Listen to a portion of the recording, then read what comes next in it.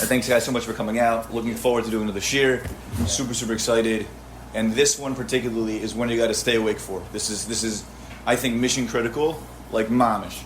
And so tonight we're talking about being Tocho, Kevaro. Does your inside match your outside? Okay? It's going to be a deeper idea. You might have seen these Gemaras, you might have seen these Psukim, but we're going to be particularly focusing on what in the world does it mean for our inside to match our outside? How does that hashkafically apply to our lives? And how do we grow? We're going to get real with ourselves. And most of the people in the room are not married, so this will be very good for you for holding on to, keeping in your back pocket for when you are. And we're going to really just dive into it straight out of the gate. So first we're going to look at the pasuk that brings this all to bear. And look at the source sheet. It's Shemot 25:11 in Truma. It's going to be about the Aron, right? So regarding the Aron, the pasuk says that the inside and outside have to be gold. It says, "V'tzipita oto zahav tahor mibayit umachutz tetzapenu v'asita alav zer zahav saviv." You shall cover it with pure gold, from inside and outside. You shall cover it, and you shall make on it a golden diadem, a crown, all around. So the Gemara in Yoma expands upon this idea. What is this? What is it referring to? We're going to get very real tonight, boys. Mi bayit umechutz titzapenu. On that pasuk we just read, from inside and outside you shall cover it. Amar Rava says, Kol Talmid Chacham she'ein Tocho Kevaro, eino Talmid Chacham. Amar Rava says, Kol Talmid Chacham she'ein Tocho Kevaro, eino Talmid Chacham. Rava says, any Talmid Chacham whose inside is not like his outside is not a Torah scholar. If your insides don't match your outsides, you can know all the Torah in the world, but Rava will not call you a Talmid Chacham, based on the Gemara in Yoma 72. This is why we don't wear black hats in the shiur. Listen. So like this. So important insight number one on the source sheet, yeah? Like the Aron, which housed the luchot and had gold on the inside and gold on the outside, a Talmid Chacham houses the Torah. And it must also have gold on his inside and outside. Yeah? Okay. Rava is teaching us, at least this is my understanding of it as I put on here, Rava is teaching us that having gold on the inside and outside means having our inside match our outside. We're gonna dive into what that means. We're going to try to open it up tonight. I'll take questions after we go through all the sources and expound upon things just to make sure we're there. But I want to go weiter through our sources and then open it up also for a conversation to deeply appreciate this. Because depending on how we think, we might have just thought a Talmid Chacham is a person who knows a whole lot of Torah, but ultimately, if he isn't reflecting that on the outside, in whatever light or whatever vision or whatever you can imagine, we're losing something. Sure. There's something mamish lacking. So now, there's a very famous Gemara we're going to see in Barocas. The Gemara is in Barocas 28a. It's in the 4th parak. It's the big dialogue. So like this: Shahaya Rabbi Gamliel Machriz va'omer. And it was that Rabbi Gamliel would say, he would proclaim and say, Machriz va'omer, Kol Talmid she'ein Tocho Kevaro lo yikanes levet hamedrash. Kol Talmid she'ein Tocho Kevaro lo yikanes levet hamedrash. Any student whose inside is not like his outside, he's not allowed to enter the study hall. So let's understand what's happening here. The Gemara is talking about basically Rabbi Gamliel being deposed. If you've seen this Gemara, it's a very famous Gemara. He's being deposed as a result of what he's done to Rabbi Yoshua and how he's mistreated him over time. But his mantra at the time when he was the Nasi was that if you didn't have your inside match your outside, you weren't even allowed to go to the Beis Medrash to study there. And then what ultimately happens is he is deposed, and then they bring in Rabbi Elazar ben Azariah, and they allow for all these people to come in and learn. So we say his rule was abolished when Rabbi Elazar ben Azariah took over, and as a result, there was a tremendous influx of Yidden who came to learn Torah. And so on that day, the Gemara tells us that hundreds of benches were added, same Gemara, were added to the Beis Medrash to accommodate all who came to learn. And not only that, but also Aduyot. The whole Masechta of Aduyot was learned, right? And an unrivaled clarity emerged from all the learning. So you might think, wait a second here. What was that last part? You need the whole second was learned. That's just what the Gemara says. It just happens to say that as a result of the door being open to allow so many more people in, there was an extra level of learning that happened. So much so that all of the duyos was learned. Sure. And there was unrivaled clarity, and it was an amazingly great thing. It's a very counterintuitive that more people means you're able to learn faster. You would think, oh, more people that you need to explain in a second to. Or you might think that more people have the ability to then gain and learn from each other and bring something else out. Yeah. Right. Maybe there's people that are coming that and know something that nobody else knows. You got it. Okay. You got it. Sure. Yeah? That sounds to be like great. So now it looks like we should have a stira. In the beginning, I think it's great to be Tocho Kevaro, but now it looks like it isn't. Why does it look like it's not? Because they removed the rule, and then boom, all this Torah is being learned. So don't think that way. Why? What's the answer? No. The Gemara only is implying that Tocho Kevaro is not the best standard for admission to a base medrash to learn Torah. Who are you objectively to try to determine if this guy is Tocho Kevaro? Problem. So it might not be like the best admissions test for others to judge who should really learn in their particular base medrash, but being Tocho Kevaro, meaning having your insides match your outsides match your inside, it's a phenomenal yardstick that we have to measure ourselves by. Meaning, don't think that this removes the understanding that a Talmid Chacham still has to be Tocho Kevaro. He does. It's just that maybe somebody shouldn't be evaluating another individual if he's Tocho Kevaro or not, because you might come to lose out on so many people that could come in. It's not the easiest standard to evaluate other people by, but you should definitely strive to evaluate yourself by it. You can't know someone else's insight. You can only know. You got it. And maybe we could could say back then, like, you know, they were really on a Madrid a bit. But even the Gemara tells you, hey, and then we see also in that very same Gemara, he has a dream and thinks like, oh no, this is so horrible. And they show him a vision of like it actually being good, but in the end it says none of that was just to appease him and make him think that it was a good standard. It actually was not, but they want him to be okay. Yeah? So it's important to understand that using that as an admissions test, so to speak, is not the best standard. But here we have a whole entire sugya that we're going to open up, and also even have a dialogue tonight about. Usually it's I'm going to speak a lot, but I also want to hear what y'all have to say. That's why I made the source sheet smaller. That's why we're going to do a smaller shiur, hopefully a bigger discussion, because this is crucial to everything. And so really, what's it mean for your inside to match your outside? So I'm going to go through a few things, but I want to hear what y'all have to say too, because this is everything on both sides. When you're on a date, when you're living a married life, when you're with your kids, when you're davening, when you're at home on the computer, who are you? Are you the same? Are you different? So I say being consistent in public and in private. We have to do that. How are you at home versus when you're out of the house? So this is a classic case. Case number one. You have a big Baal Chesed outside of the house. This person is known to be the most amazing, generous, giving, and loving person, right, in the community. But he's a grumpy despot at home. Not good. I don't know anybody like this. I'm just giving you a hypothetical, right? But think about a person like that.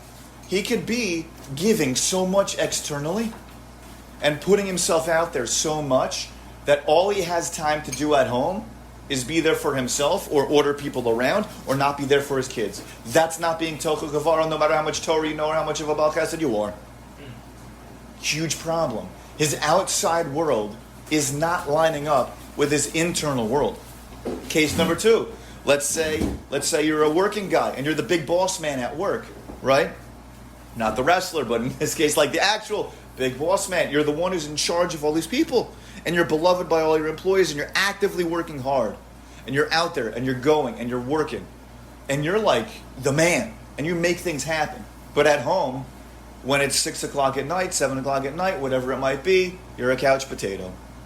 And you're sitting there, waiting for your wife to serve you, and hoping that your kids will maybe like give you a foot massage. Like, what are you doing? What are you doing? That's not the way to be. And we have Torah sources that we just opened up to see. Being Tocho Kevaro is a big deal. Hashkafically, you have to have this in your tool belt. It can't just be that I'm myself over here and then I let my hair down when I get home. I'm a different person. And as a single guy, you might be like, of course, I'm myself no matter where. When you're a married guy, when you look in your house and when you open that door after hard days of work, you can't be expected to think like, oh, you know what, I'm here now for everybody to take care of me. The adarabah. All that stuff you did outside, you now have to do inside. If you're the big boss man and you're like rocking the house, leading the way, you gotta do the same thing in your house. You have a chiyuv to do it. So now, important note. You could say, Lo lishma bo lishma, Bob. Reb Bob, I'm going to say, Lo lishma bo lishma. I'm outside of the house, and I come back in, and you know what? Lo lishma bo lishma. As long as I'm trying. No, don't fool yourself. Don't use Lo lishma bo lishma as an excuse. I'll get there. You got to be real with yourself. It can't be that you deny the reality that you're not actually where you need to be. Right? You have to be real with yourself. If you're not real with yourself, you miss the whole entire thing. Don't use it as an excuse to be a hypocrite. Because if you say, yeah, well, you know what? This is hard to do. I'm not able to get there yet. Don't use that as an excuse to assume I don't have to ever get there. I'll never have to be like this. It's one thing to say, I understand that it's challenging. It's challenging, but you have to still be on a path to try and be real with yourself. In Judaism, you have to be real with yourself. If you're not holding in a particular place, you're not holding there. You're not. And you have to know that. You could try to get to a certain place, but if you're not there yet, be real with yourself. I'm trying to get there, but I'm real that I'm not actually here, and I'm still looking to grow. So now, one of the biggest takeaways we have to say here is that the big piece of all these sources before we open it up for discussions, questions, and things like that to make it come alive, we need to have our internal world reflect our outer world.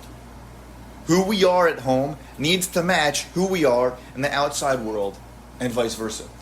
So big caveat is that, of course, you can have a private space with your wife.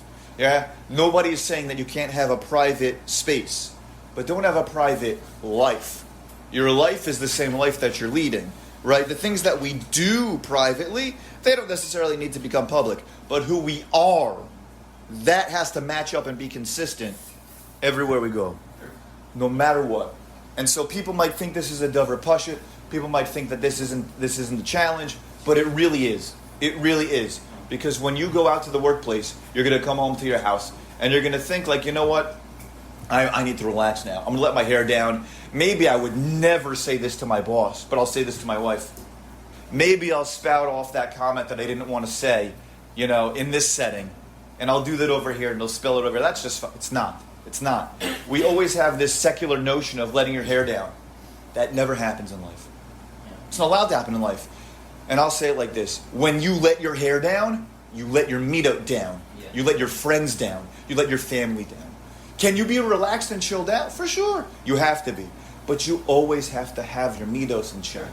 You can't ever spill it over. So let's go back. What do we mean by we have to have gold on the outside and gold on the inside to be like the Aron? It means that we have to be consistent in our life. We have to be real with ourselves. Nobody's saying be perfect, right? We want to be gold. We might not get there, but we want to strive to have gold on the outside and the inside. But whoever you are, wherever you are, on whatever madrega, reflect that both internally and externally. If you're not a guy who's holding by learning, Shnai Mikra, let's say you're not. You don't do Shnai Mikra. Don't start spouting off as if you do to other people. Perfect example. Or don't start pretending to be something you're not. Or don't try to put forth a front of being one way and then not another way. That's one dynamic. Another dynamic of this is out in the public, I'm a certain way, and nobody would ever know that I have this totally hidden reality in the internet, behind closed doors on Discord or on whatever it might be, and I'm involved in all these things that nobody else but Hashem and I know about. It's a private world that you've created and built up that no one has any clue about, but it's filled with toxicity. Make sure that you are gold on the inside and on the outside, and that has to line up. That's another dimension. The third dimension is essentially when you're Tocho Kevaro, that brings you calm, it brings you peace, and it brings you a level of just calmness. There's no fakeness in your life. There's no nonsense in your life. You just are the person you're supposed to be. And there's a level of reality that you can be.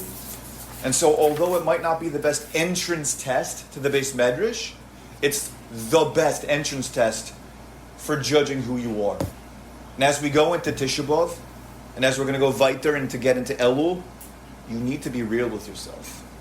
Are we on the inside who we are putting forth on the outside? That could be in clothing, that could be in dress, but much more deeply, it's how we speak, how we interact with people, and the front that we put up. So let's open it up. Questions, comments, add on. You're kind of discounting the lo lishma, ba lishma thing. It's really not the thing to be doing. But to make everything match, you're either going to have to fix up your Tocho real quick, or let your baro just drop down to whatever depth the Tocho is. So, like, I really think there's a strong place here for the lo lishma, ba lishma, that otherwise you're in an impossible situation or an actively damaging one. Nice. So let's say like this. Let's just make a caveat again, right? You have to be real. I didn't say lo lishma, bo lishma is out the window, right? We said you need to be true to who you are. Don't fool yourself. Don't think that when you're doing something lo lishma, you're actually doing it lishma.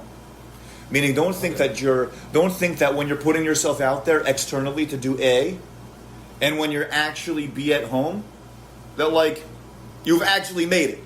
You didn't bridge the gap yet. You didn't arrive. You still have to be real with the lo lishma, bo lishma. Does that help? Meaning, no one's saying don't do lo lishma, bo lishma. You need to, in order to bridge the gap between the real and the not real genuineness of who you are. Put some but emphasis on that ba lishma rather than the lo lishma. Yes, exactly. So a lot of the cases you bring are sort of in the case where outside you're bringing yourself out to be higher, and on the inside life is the other way. But is there anything to be said about the other way? Let's say, sure. Like when you go back to if I'm talking to like my high school friends, or even if I go back to my family, I might downplay a little bit my sort of where I'm holding religiously, right? Just not to freak them out or something like that. So I wouldn't think that that's not this. Meaning, if I get the question right, it's in terms of your observance right now in the world of halakha, the world of spirituality, and I don't think not advertising that is against this. If you stopped wearing tzitzis in front of them, it would be. You know what I'm saying? Okay. If you stopped actively being you, you're right. You don't have to go bragging, right? Right, no, Most people won't, right? You don't have to say, you know what, I learned ABC on. Sure, but You want to be relatable for sure. Like, let's say the difference between saying about the way I would normally say it, and then say it maybe quieter and much quicker. You know. Like, Fine. okay. Fine. I think that there's room for this, and there's a level of consistency. You're still doing it, right? You're just not broadcasting it. You're saying the bracha that you're saying is not. Right. Yeah, you're doing that in a way of reflecting who you are, because you also have this matzav of what's going on in life, and you don't want to undermine other people. You don't want to make them feel awkward or weird, and so the you who is you is now in a different environment, but still you. Okay. As long as you are you in a different environment, I'm fine with that. Right.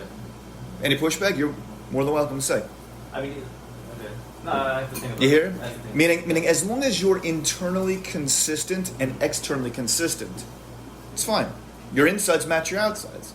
And we said that also when it came to you can have a private space, right? What you do privately doesn't always have to come out. In fact, it shouldn't when you're a married man. Right. And you also the things that happen with your kids. Not everything has to go up on your name, fill in the blank. I don't do social media, but fill in the blank of whatever your social media account is, right?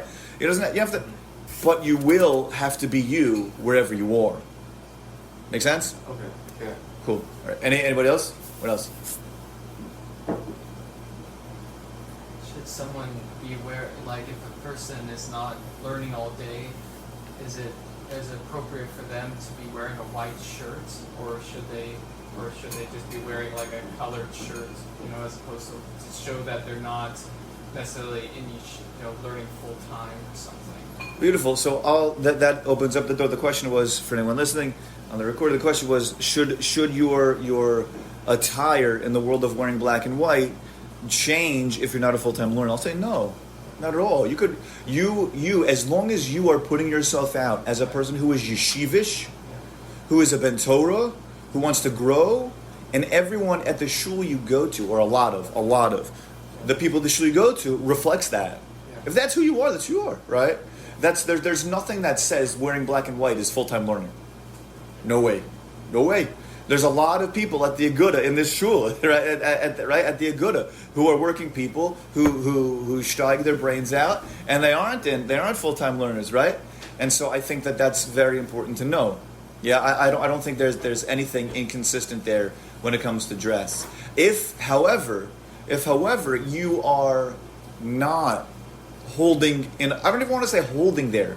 Rav Bedish might be a little annoyed if I say this, he's going to listen to it. I don't think you have to wear black and white necessarily if that's not where you're holding. And I don't want to say, yeah, you're right.